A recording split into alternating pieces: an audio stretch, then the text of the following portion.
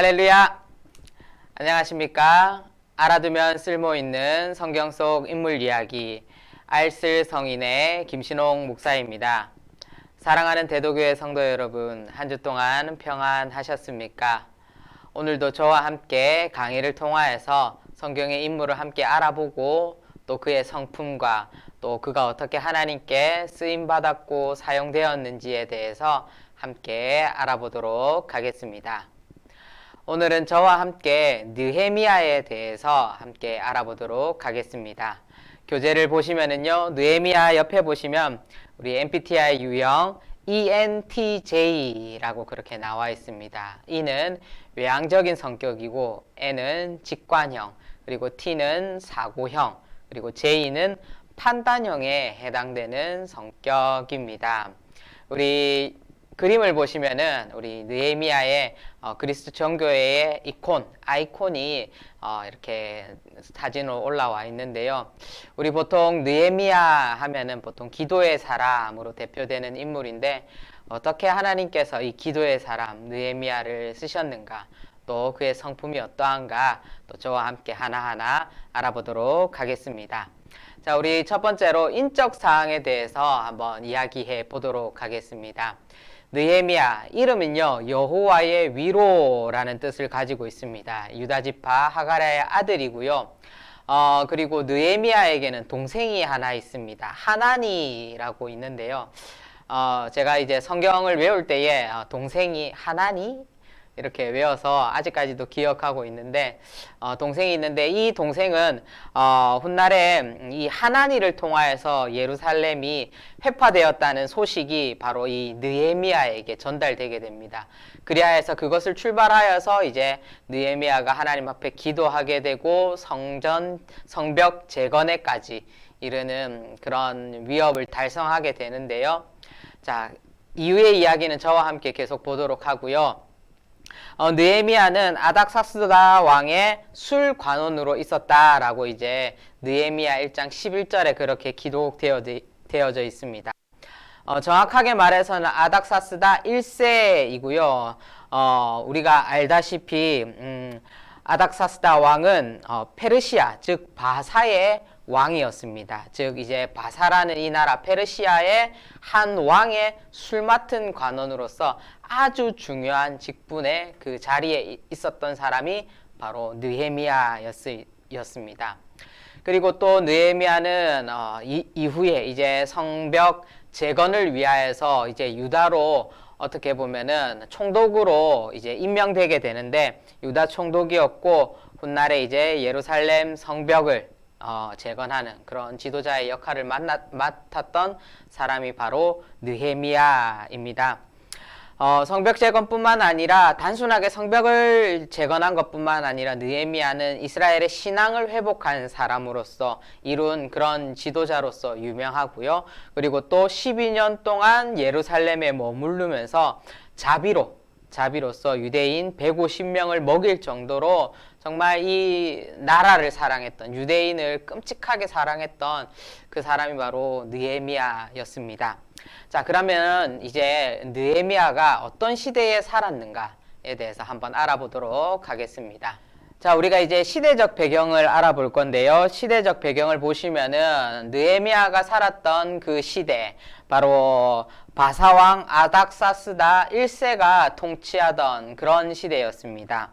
BC 464년에서 424년으로 기록되어져 있는데요. 아닥사스다 왕은 아수에로 왕의 아들이고요. 당시 바사 같은 경우에는 애굽을 정복하고 그리고 헬라와 평화조약으로 극도의 그 번영을 누리던 그런 시기였습니다. 아무래도 번영을 누리던 시기였기 때문에 나라가 어느 정도 안정되어 있었습니다. 그렇기 때문에 속국에게 굉장히 관대했고요. 특별히 유대인에 대해서 관용 정책을 펼쳤다라는 그런 문헌의 기록들도 있습니다. 자, 그런 이러한 배경 하에서 이제 느헤미야가 제3차 포로귀환을 주도하게 됩니다. 자, 우리가 보통 보면 고레스 원년에 1차 포로 기한이 이루어지고요. 스룹바벨과 여호수아, 예수아에 의해서 1차가 진행됩니다. 그리고 2차는요. 에스라에 의해서 2차가 진행되고 3차는 바로 느헤미야에 의해서 포로 기한이 진행되게 됩니다. 시기를 성경으로 보면은 아닥사스다 20년 니산월이라고 이렇게 기록하고 있는데 바로 이 3차 시기 때에 바로 느헤미야가 주도하여서 포로기한을 이끌었습니다. 자, 그러면은 포로기한과 더불어서 느헤미야가 성벽을 재건했다라는 것은요. 여러 가지 의미가 있는데 바로 이제 예루살렘이 어느 정도 수도의 모습을 도시 국가의 모습을 갖추어 간다라는 것이고 이를 기반을 통하여서 다시금 예루살렘이 건국되어져 가는 것을 우리는 볼 수 있습니다. 자, 이제 조금 더 우리 상세하게 느헤미야의 주요 생애에 대해서 한번 이야기해 보도록 하겠습니다. 자, 우리 교재 3번에 보시면은 느헤미야의 주요 생애에 대해서 표로 이렇게 나와 있습니다. 느헤미야는 성벽 재건 이전과 성벽 재건 이후로서 그렇게 생애가 나누어지는 것을 볼 수 있는데요. 우리 표를 보시면은 아닥사스다 왕의 술관원으로 있었다라는 것으로 보아서 이제 느헤미야가 어느 정도 중요한 위치에 있었다. 유대인이지만 이방 민족으로서 이 페르시아 땅 가운데서 왕의 술 맡은 관원을 할 만큼 중요한 직책에 올라와 있었다라는 것을 우리가 알 수 있습니다. 이 이후에 이제 동생 하나니를 통하여서 바로 예루살렘 성이 황폐하게 되었다라는 소식을 접하게 됩니다. 그래서 하나님 앞에 금식하고 간구하는 그런 느헤미야의 모습을 우리가 볼 수 있고요. 그래서 이 아닥사스다 왕이 바로 이 느헤미야를 유다 총독으로 임명하게 됩니다. 아닥사스다 왕이 유다 총독으로 임명하지만 이 모든 일들 가운데 바로 예루살렘을 세우기 위하여서 바로 느헤미야를 사용하기 위해서 하나님께서 느헤미야를 하나하나 이렇게 인도해 가시는 장면들을 우리가 볼 수 있습니다. 그래서 얼만큼 이제 이 예루살렘이 황폐하게 되었는가 알아보기 위해서 1차 이제 귀구를 하게 되고 그리고 또 그 장면들을 보고 이제 예루살렘에 있는 사람들을 통하여서 성벽 재건에 대해서 독려하게 됩니다. 그러나 이제 이 성벽 재건이라는 것이 쉽게 이렇게 진행되지가 않습니다. 여러 가지 외부와 내부에서 여러 가지 방해 공작들이 있습니다. 처음에 성벽을 재건하기 위해서 구역을 42구역으로 나누어서 조직적으로 이렇게 공사를 진행했지만 산발락과 도비아라는 그런 대적들이 자꾸만 이스라엘 민족들을 향하여서 어떻게 보면 정신적인 공격을 하게 됩니다. 성경에 보니까 이들이 이렇게 말합니다. 저들의 건축하는 성벽은 여우가 올라가도 곧 무너질지라 라면서 유다 민족들을 희롱하고 조롱하고 노골적으로 이렇게 성벽 재건을 방해하는 그런 모습들이 있는데요. 그런데 이런 방해 공작 가운데서도 굳건하게 느헤미야는 이 성벽 재건을 하나하나 가게 됩니다. 자, 그래서 뭐 성벽 재건이 이렇게 조금은 늦춰졌지만 조금은 늦춰졌을지라도 느헤미야는 이에 굴하지 않고 오히려 더 이제 강경하게 군사들을 동원하여서 성벽을 지키게 하고 이제 성벽 재건을 계속적으로 독려하고 진행해 나가는 것을 우리는 볼 수 있습니다. 보시면은 느헤미야가 얼만큼 이렇게 철저하게 성벽 재건에 이렇게 앞장섰는지에 대해서 볼 수 있는데 느헤미야 4장 16절과 17절에 보면은 건축공사와 함께 전쟁 준비를 같이 하는 것을 병행하는 것을 볼 수 있습니다. 왜 그러냐면은 성벽 재건을 하면서 전쟁이 일어날 수도 있고 군사적인 개입이 있을 수도 있기 때문에 이를 준비하기 위해서 계획하는 모습들을 볼 수 있고요. 그리고 또 느헤미야 4장 18절과 21절에 보면은 전쟁이 날 경우에 신호와 군사 집결을 위해서 나팔 부는 자를 그의 곁에 세웠다라는 그런 기록이 있습니다. 바로 전쟁이 일어날 시에 즉각적으로 대응하기 위해서 나팔 부는 자를 세우는 것을 우리는 볼 수 있고요. 그리고 느헤미야 4장 22절에 보면은 각 사람이 공사하는 동안 그 노비와 함께 예루살렘 안에 잘 수 있도록 함께 자도록 그렇게 하는 모습들을 볼 수 있습니다. 그러니까 이 느헤미야가 그냥 아무렇게나 자신이 지도자로서 성벽을 재건하십시오 라고 그냥 툭 던져주고 끝내는 것이 아니라 이 성벽 재건에 하나하나 관여하여서 이끌어갔던 그런 느헤미야의 모습을 우리는 볼 수 있는 것입니다. 그렇게 하여서 이뿐만 아니라 이제 유다 개혁 또한 주도하였고 이제 마침내 성벽 재건이 완성되는 것을 우리는 볼 수 있습니다. 자, 이 이후에 이 성벽 재건에 대한 낙성식을 드리는 것을 우리가 볼 수 있는데요. 낙성식은 52일 만 이제 성벽 재건을 시작한 지 52일 만에 성벽이 재건되었습니다. 날짜로 따지자면 성경에 보니까 엘룰월 6월 25일이다 그렇게 되어 있습니다. 이제 이스라엘은 성벽이 재건되어서 어느 정도 국가다운 그런 모습을 갖추게 되었고요. 그리고 나서 느헤미야가 가장 먼저 했던 것이 무엇이냐면요. 바로 에스라를 통하여서 율법책을 낭독하게 하였습니다. 그뿐만 아니라 초막절도 준수할 수 있게끔 그렇게 범회개 운동과 함께 종교 제도의 정비까지 하나하나 이루어가는 그런 느헤미야의 모습을 우리는 볼 수 있습니다. 그래서 7월 24일에 이스라엘이 다시금 하나님 앞에 금식하고 회개하고 자신들이 우상을 섬긴 것에 대해서 그리고 다시금 이 이스라엘 공동체가 하나님의 말씀 안에 거하는 언약 공동체로서 다시 세워졌다라는 것을 갱신하고 새 출발하는 그런 이스라엘 모습을 우리는 느헤미야서를 통하여서 볼 수 있는 것입니다. 자, 우리 낙성식을 보면은요, 낙성식 사진이 있습니다. 자, 표로 제가 이렇게 올려드렸는데 잘 보이실지는 모르겠는데 우리 느헤미야가 이끄는 찬양대와 에스라가 이끄는 찬양대가 있습니다. 이 두 찬양대가 이 성벽을 한 바퀴 쭉 이렇게 돌고 한 지점에서 만나게 되어 있습니다. 자, 이런 식으로 성벽 재건을 통하여서 이 모든 것이 하나님께서 이 성벽 재건을 이끄셨다라는 것을 바로 기념하기 위해서 낙성식을 이렇게 하는 것을 우리는 볼 수 있습니다.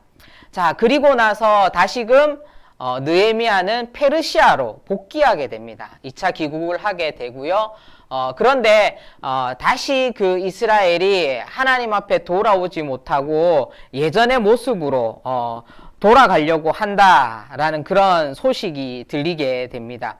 유대인들이 다시 하나님 앞에서 타락하자 1년 만에 다시금 돌아와서 마지막 이 예루살렘을 개혁하는 그런 모습들을 볼 수 있는데요. 그 개혁 안에 보면은 성전 안에 있었던 도비아를 추방하고 또 뭐 레위인을 복직시키고 안식일을 지키고 또 이방 여자와 혼인한 사람들을 책망하고 쫓아내는 등 여러 가지 이런 종교적인 부분들에 대해서 신앙적인 부분들에 대해서 개혁을 주도하는 그런 우리 느헤미야의 모습을 볼 수 있습니다.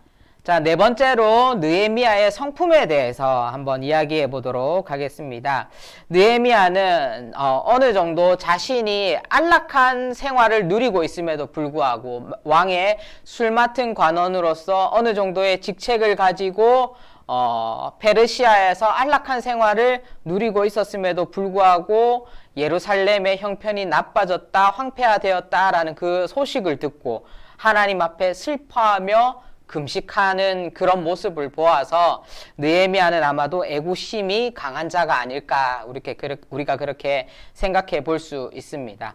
그리고 두 번째로 왕이 느헤미야의 수심을 알아차린 것이나 그의 요구대로 모든 것을 허락하는 것을 보아서 정말 이 왕에게 신뢰를 얻고 있었던 그 느헤미야의 모습을 보아서 평소에 책임감 있고 근면성실하게 그렇게 행하는 자, 일하는 자로 우리가 볼 수 있는 것입니다. 그리고 세 번째 보면은 성벽 건축을 시작하기 이전 은밀히 성벽을 답사하고 다시금 예루살렘을 한번 조사하는 모습을 우리가 볼 수 있죠. 성의 획파 정도를 파악할 만큼 어느 부분에서 이렇게 성벽을 재건해야 되겠다라는 것을 실제 답사를 해 보았습니다. 이런 모습들을 볼 때에 느헤미야는 신중하고 계획적인 자이지 않나 우리가 그렇게 생각해 볼 수 있고요.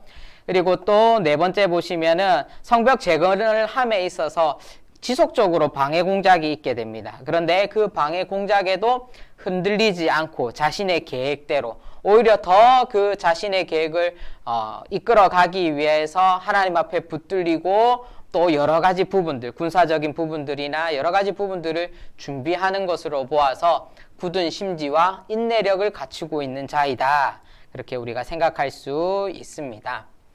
자, 그리고 다섯 번째로 외적으로 대적들의 방해와 내적으로는 유대인의 불만이 있음에도 불구하고 52일 만에 그 성벽 재건을 단 52일 만에 완성할 만큼 탁월한 추진력을 가지고 있었고 또한 지도력을 갖추고 있었던 것이 바로 느헤미야였습니다.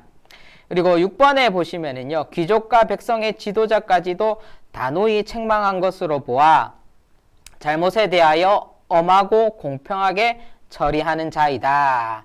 이것이 무슨 말이냐면은요, 가뜩이나 예루살렘이 이제 다른 나라의 식민 지배를 받으면서 세금으로 허덕이고 있었습니다. 그런데 그 당시에 그와 함께 지내던 귀족들이나 백성의 지도자들 또한 이 세금으로 허덕이고 있는 이 이스라엘 백성들에게 까지 어떻게 보면은 조공이라든가 여러 가지 부분들에 대해서 착취가 이루어지는 그런 사건들이 발생되게 됩니다. 이를 중재하는 느헤미야의 모습을 볼 수 있는데요. 정말 이 장면에 보면 느헤미야 5장 1절에서 13절을 읽어보시면은 정말 단호하게 이 느헤미야가 같은 이스라엘 민족의 것을 빼앗지 말라, 동족의 것을 빼앗지 말라라고 그렇게 단호하게 이야기하는 모습을 볼 수 있습니다. 이런 모습들을 볼 때에 동족에게 고율의 이자를 취한 귀족과 백성의 지도자에게 자신의 행적을 들어 책망하고 그들을 부끄럽게 할 수 있었던 것만큼 바로 이 느헤미야는 사람들 앞에서도 청렴결백한 자였고 또 하나님 앞에 온전히 기도하는 자였다라는 것을 우리가 알 수 있는 것입니다.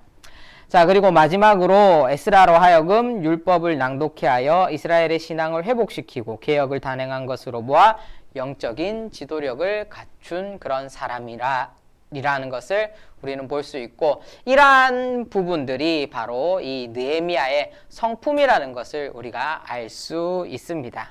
자, 우리 교재를 보시면은 이러한 느헤미야의 성품은 MBTI 유형, ENTJ 유형과 많이 닮아 있습니다. 이 ENTJ 유형의 특징은 첫 번째로 거시적인 리더십입니다.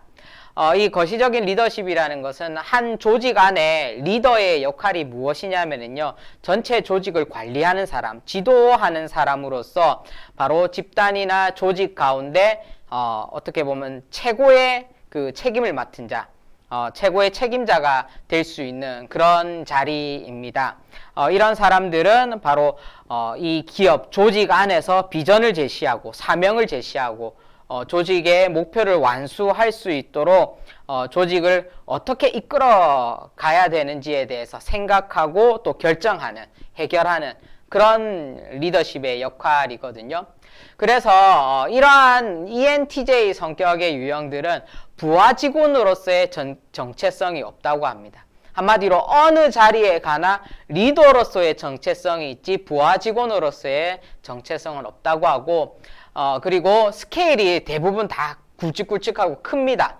여러 가지 미래를 바라볼 수 있고 여러 가지 계획을 세울 그런 능력을 가지고 있고요. 그리고 또 어떠한 문제에 대해서 솔직하고 결단력이 있다고 합니다. 그래서 어떠한 목표를 잡게 되고 설정하게 된다라면은 이 목표를 달성하기 위해서는 물불 가리지 않고 이렇게 추진력 있게 밀고 가는 자신감 넘치는 그런 유형이 바로 ENTJ 유형이라고 합니다. 이런 ENTJ 유형은요, 보통 경영자들의 그런 모습 속에서 많이 나타나는데, 특별히 지금 요즘 우리 사회에서 유행하고 있는 스타트업의 어떤 리더 가운데 조사를 해봤는데 5분의 1 정도가 바로 이런 ENTJ 유형을 가지고 있다라고 그렇게 조사된 결과가 있고요. 그리고 뭐 이렇게 농담식으로서 ENTJ 유형 2명이면은 배를 산꼭대기에까지 올려놓을 수도 있다라고 할 만큼 추진력이 좋은 사람들이 바로 ENTJ 유형입니다. 자, 그러면은 우리 ENTJ 유형이 조금 더 실생활에 어떻게 접목되고 있는지에 대해서 한번 이야기해 보도록 하겠습니다. 실생활에서 ENTJ 유형의 모습은요, 제가 앞서 말씀드린 바와 같이 타고난 지도자 유형입니다. 그래서 조직적으로, 체계적으로, 계획적으로 어떠한 모임들을, 또 어떠한 조직들을 이끌어가는 데에 탁월한 능력이 있는 사람이고, 또 이 사람들은 완벽주의 성향이 있다라고 합니다. 그뿐 아니라 상상을 많이 하고 호기심이 많은 유형이고, 또 직접 욕구도 강한 편에 속한다라고 합니다. 그래서 사람들에게 인기 있는 사람이기보다는 능력 있는 사람으로 여겨지기를 원하는 그런 유형이 ENTJ 유형이고요. 특별히 이제 외향적인 E 유형이나 E에 속하는 유형이나 E에 속한 유형 중에서 가장 내향적인 I와 가까운 유형이 바로 ENTJ 성격이라는 것을 우리는 볼 수 있습니다. 자, 우리가 참고적으로 이 ENTJ 유형은요, 우리나라 사람 중에 단 3%라고 합니다. 가장 적은 유형 속에서 한 세 번째에 속하는 그런 유형이라서 어떻게 보면 주변에 이런 분들이 잘 없을 수도 있는데, 우리 ENTJ 유형을 가지고 있는 우리 대도교회 성도님들이 있으시다면은요, 우리 이 느헤미야를 통하여서 자신의 모습을 한번 돌아보시고, 또 우리가 신앙생활이나 삶 속에서 또 우리 배워야 될 부분들, 또 고쳐야 될 부분들, 이런 부분들도 같이 이렇게 접목해서 보시면은 조금 더 좋을 것 같습니다. 자, 이제 우리 5번째로 우리 구속사적 의미를 함께 알아보도록 하겠습니다. 자, 우리 교재를 보시면은 첫 번째로 느헤미야는 제3차 바벨론 포로기환의 주도자였다라는 것이죠. 바로 하나님께서 이 느헤미야를 통하여서 이스라엘 백성들을 다시금 예루살렘으로 돌아오게 하시고, 또 성벽을 재건함을 통하여서 이스라엘이 국가적인 그런 면모를 갖추는 데에 도움을 주었던 사람이 바로 느헤미야입니다. 바로 예루살렘 성벽 재건은요, 이스라엘이 정치적으로, 그리고 또 한 나라의 국가로서의 그 독립성을 회복하는 데에 크게 기여한 것을 우리는 볼 수 있고요. 세 번째를 보시면은 에스라와 더불어서 종교개혁을 주도했고, 신정국가, 바로 하나님이 다스리는 이스라엘의 외적으로 내적으로 이런 여러 부분들을 회복시킨 그런 역할들을 하였다는 것을 볼 수 있습니다.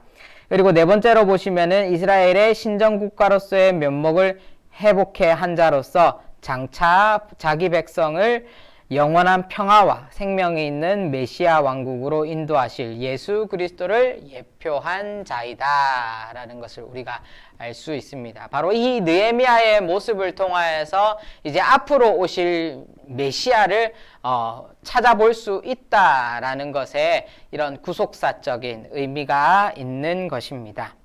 자, 이제 우리 6번째로 우리 평가 및 교훈, 바로 이 느헤미야의 평가 및 교훈에 대해서 한번 알아보도록 하겠습니다.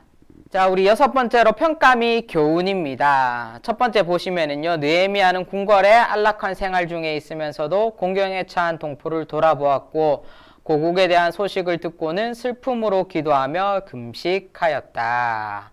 바로 느헤미야가 타국에 떨어져 있었지만 자신이 이스라엘 백성임을, 하나님께 속한 자임을, 그 정체성을 계속 그 마음 가운데 담고 있었던 것을 우리는 볼 수 있습니다. 바로 이같이 우리도 하나님 나라의 백성으로서의 연대의식을 가지고 형제들의 공경과 어려움에 마음을 아파하면서 그들을 돌아보아야 할 것입니다. 바로 하나님께서 우리 대도교회라는 이 공동체로 우리를 불러주셨습니다. 우리 이 공동체 안에서 약한 자들이 있고 병든 자들이 있고 어려운 자들이 있는데요. 우리가 이 예수 그리스도로 하나 된 이 형제들을 우리가 서로 돌아볼 수 있어야 할 것이고요. 뿐만 아니라 우리 주변에 있는 이웃과 지역사회를 향하여서도 나아갈 수 있는 그런 공동체요. 저는 우리 이 교회 공동체가 어떠한 폐쇄적인 공동체가 아니라 우리끼리의 공동체가 아니라 바로 열린 공동체, 사회 가운데 열려있고 사회 속에 참여하는 그런 참여의 공동체가 되어야 될 것이라 그렇게 생각이 들었습니다.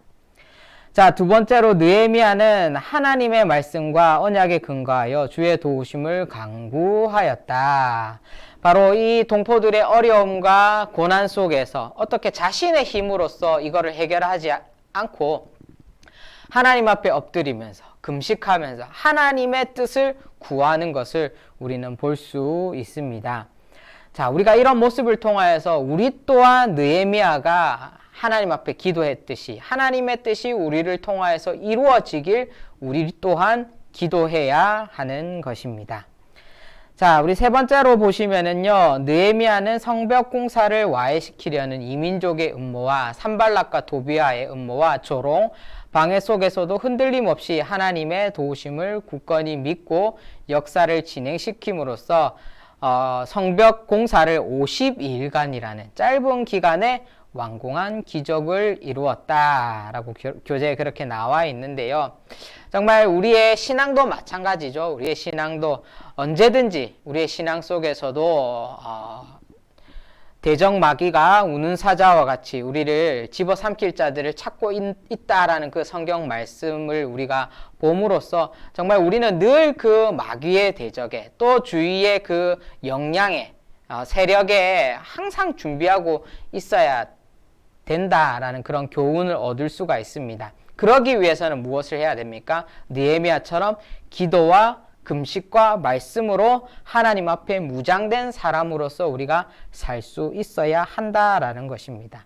바로 언제든지 하나님께서 사용하실 준비가 되어 있는 자, 그런 사람을 하나님께서는 사용하시는 것입니다.